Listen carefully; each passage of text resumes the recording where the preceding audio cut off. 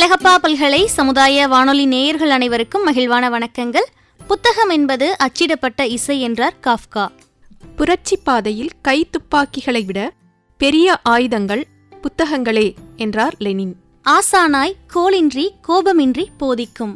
தேடுதல் தந்திடும் தேடவிடாது தவறெல்லாம் திருத்திடும் வன்சொல் இல்லாது. என் உலகாயிருக்கும் மனிதரே இன்றி போனாலும் புத்தகம் போதும் உற்ற நண்பன் போலாகும். எழுத்துகளும் உயிர் பெற்று வாழ்வது வாசிப்பவரும் நேசிப்பவரும் உள்ளவரையே. எனவே வாசிப்பை நேசிக்க வாரம் ஒரு புத்தகத்தை அறிமுகப்படுத்துகிறோம் நேயர்களே. இந்த நிகழ்ச்சியில் பல்வேறு ஆளுமைகள் எனக்கு பிடித்த புத்தகம் என்ற தலைப்பில் அவரவர்களுக்கு பிடித்த புத்தகத்தை பகிர இணைகிறார்கள். அந்த வரிசையில் இன்று நம்மோடு இணைய இருப்பவர் கார்த்திக் அவர்கள்.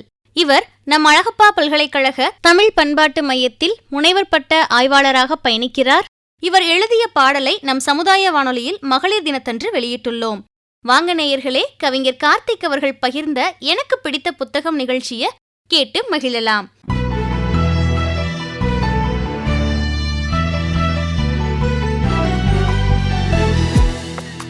வணக்கம், நான் கார்த்திக். எனக்கு சிறுவயதிலிருந்து புத்தகங்கள் மீது ஆசை. 4ஆம் வகுப்பு படிக்கும்போது தெனாலிராமன் கதை புத்தகத்தில் ஆரம்பித்தது. ஒரு அண்ணன் தான் எனக்கு அறிமுகப்படுத்தினாங்க கதை புத்தகங்கள். அப்படி ஆரம்பித்தது சின்ன சின்ன கதைகள் படிக்க தொடங்கி அக்பர், அசோகர் பற்றின வரலாறுகள் எல்லாம் தேடி படிக்க ஆரம்பித்து 10ஆம் வகுப்பு முடித்த பிறகு சிறுக சிறுக சேர்த்து வைத்த காசில் தமிழக அரசியல் வரலாறு ஆர் முத்துக்குமார் எழுதிய 2 பாகங்களான நூல், அந்த நூலை படித்து அரசியலை பற்றிய புரிதலை ஏற்படுத்திக்கணுங்கிற ஆர்வம் இருந்துச்சு. அதை வாங்கி படித்தேன். அப்புறம் 10ஆம் வகுப்பு விடுமுறையிலேயே பொன்னியின் செல்வன் ஆரம்பித்து 5 பாகங்களையும் அந்த விடுமுறையிலேயே படித்து முடித்தேன். அதற்கு பிறகுதான் தமிழ் மீதும் தமிழ் இலக்கியங்கள் மீதும் ஒரு தீராத பற்று. ஆங்கில வழி கல்வியில் படித்ததால் அங்கே எல்லாம் ஆங்கிலத்தில் தான் பேசணும், தமிழ் பேசக்கூடாது அப்படின்னு சொல்லுவாங்க. அதை அப்போவே நான் தமிழ்லையே பேசி பேசி ஒரு அடங்காத தன்மையோடு இருந்தேன். அதுக்கப்புறம் தான் தமிழை படித்து தெரிஞ்சுக்கணும் அப்படிங்கிற ஒரு ஆர்வமும் வந்தது. அப்புறம் தான் தமிழ் இலக்கியத்துறையை தேர்ந்தெடுத்து இன்று வாசிப்பே எனது எதிர்காலமாக மாற்றிக்கிட்டேன். இன்று நாம் பேச போகிற புத்தகம், அறிமுகப்படுத்த போகிற புத்தகம் ஒரு துளி பூமி ஒரு துளி வானம் அப்படின்ற கவிதை நூல். இதன் ஆசிரியர் யாருன்னா நமது முன்னாள் பிரதமர் விஸ்வநாத் பிரதாப் சிங் என்ற விபி சிங். உனது விருப்பத்தையே நான் ஆணையிடுவேன், அப்போதுதானே என் ஆட்சி நிலைக்கும் என்று கவிதை எழுதியிருக்கிறார். தனது ஆட்சியையே தனது தோழமை கட்சிகளின் விருப்பத்திற்கு இணங்காததால் இழந்தவர் விபி சிங். 11 மாதம் 14 நாட்களே ஆட்சி செய்தார். அத்தகைய மாமனிதர் விபி சிங்கின் கவிதை நூல்தான் ஒரு துளி பூமி ஒரு துளி வானம். அவரது கவிதை முதலில் ஹிந்தியில் வெளியானது. பிறகு தமிழில் அதை மொழிபெயர்க்க வேண்டும் என்ற ஆசை அவருக்கு உண்டானது. இதற்கு முக்கிய காரணம் சமூக நீதி தழைத்த மண் தமிழ் மண். பெரியார் அவர்களால் சமூக நீதியே வாழ்க்கையாக நினைத்து போராடப்பட்ட மண் தமிழ் மண். இந்த தமிழர்களுக்கு தனது கருத்துக்களை, தனது உள்ளத்தின் வெளிப்பாடை அவர் பகிர்ந்து கொள்ள வேண்டும் என்று நினைத்ததால் தான் இந்த நூல் தமிழ் மொழியில் மொழிபெயர்க்கப்பட்டது.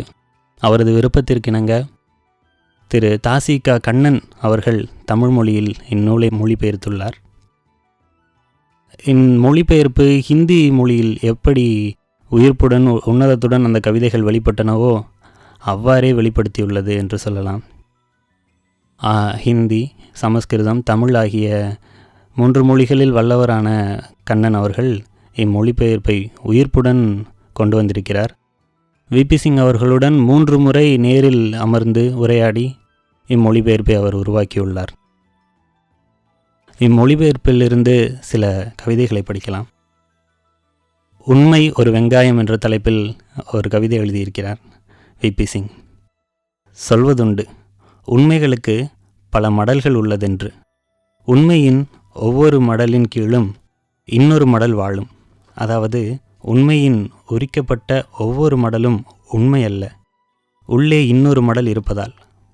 உண்மையின் உண்மை தேடி ஒவ்வொரு மடல்களாய் உரிக்க உரிக்க கண்கள் கசிகிறது. உண்மையை கண்டு நகைப்பாரும் உளரோ? நான் நினைக்கிறேன் உண்மை ஒரு வெங்காயமாயிருக்குமோ என்று. ஆனால் வெறும் வெங்காயத்தை மட்டுமே எவரும் விருந்தாக கொள்வதில்லை. எப்படிப்பட்ட கவிதை! யாரும் உண்மையை மட்டும் பேசுவதில்லை, யாரும் உண்மையாக மட்டுமே வாழ்வதில்லை என்பதை மிக அழகாக கவித்துவமாக கூறியிருக்கிறார் வி.பி. சிங். அடுத்ததாக வறட்சி.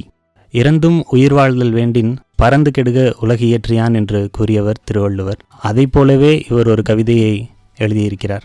இந்திர லோகத்தினருக்கு இரக்கமில்லை, மனம் குளிரும் வண்ணம் மழை தரவில்லை, ஏன் விண்ணுலகில்தான் விவசாயி இல்லையே என்று வட இந்தியாவில் ராஜகுடும்பத்தில் பிறந்த வி.பி. சிங் அவர்கள் கடவுளையே பழித்து பேசியிருக்கிறார். செய்தித்தாள் விற்கும் சிறுவனை பற்றி ஒரு கவிதை. ஒரு பிரதமர் எளிய மக்களையும் மனதில் நினைத்து அவர்களது வாழ்வையும் பேசியிருக்கிறார்.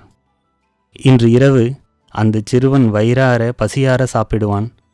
ஆனால் இந்த செய்தி நாளை காலை செய்தித்தாளில் வராது. எளிய மக்கள் மீது அவர் கொண்டிருக்கும் கண்ணோட்டமும் கருணையும் எத்தகையது என்பதை இக்கவிதை விளக்குகிறது. இலக்குகள் பற்றி ஒரு கவிதை. இந்த பாதை வலையில் சிக்கிக்கொள், தொடர்ந்து செல், இலக்குகளை லட்சியங்களை அடைவதற்கு.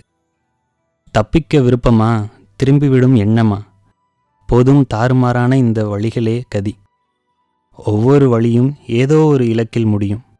இலக்குகளை உடைத்துவிடு, இந்த பாதை வலையும் அருந்துவிடும். இலக்குகளை நோக்கி மனிதர்கள் ஓடிக்கொண்டிருக்கும் போதுதான் அந்த பாதைகளும் நம்மை பற்றி கொண்டிருக்கும். என்று நாம் இலக்குகளை விலக்கிக் கொள்கிறோமோ அன்றே நாம் விடுதலை அடைகிறோம் என்று எவ்வளவு உன்னதமான கவிதை.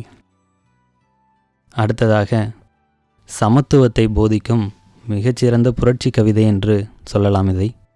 அதுதான் பிள்ளையார் சாணம் என்ற தலைப்பிலான கவிதை. சாணத்தின் மீது அமர்ந்த ஈ பறக்கிறது, பின்னர் வந்து பிள்ளையார் மீதும் அமர்கிறது. பண்டிதர் இதனை பார்த்து கொண்டே இருந்தார். பிள்ளையார் மேல் பட்டது சாணம், பண்டிதருக்கு பிறந்தது ஞானம். சமத்துவம்தானே மகத்துவம், நல்ல விளையாட்டு இது என்று சமத்துவத்தை பேசியிருக்கிறார் வி.பி. சிங் அவர்கள். ஒரு ஈ கூட இறைவன் மீது அமரலாம், இதுவே சமத்துவம் என்பதுதான் அவரது கருத்தாக இருக்கிறது. இத்தகைய கவிதைகளுக்கு சொந்தக்காரர் தனது ஆட்சியில் இன்னும் நீடித்திருந்தால் எத்தனை மக்களுக்கு, எத்தனை ஆண்டுகள், எவ்வளவு அறங்களை செய்திருப்பார் என்று சிந்திக்கும்போது நமக்கு சிலிர்க்கிறது. இந்த நூலின் மூலம் கிடைக்கும் வருவாயை கூட தந்தை பெரியார் மணியம்மை குழந்தைகள் காப்பகத்தில் இருக்கும் குழந்தைகளுக்காக செலவிடுமாறு அவர் கூறியிருக்கிறார். இந்த நூலை அவரது மனைவி சீதா அவர்களுக்கு காணிக்கையாக செலுத்தியிருக்கிறார். எனவே வி.பி. சிங் அவர்களது தொண்டையும் அவரது படைப்புகளையும் அனைவரும் படித்தறியுமாறு வேண்டுகிறேன். நன்றி, வணக்கம்.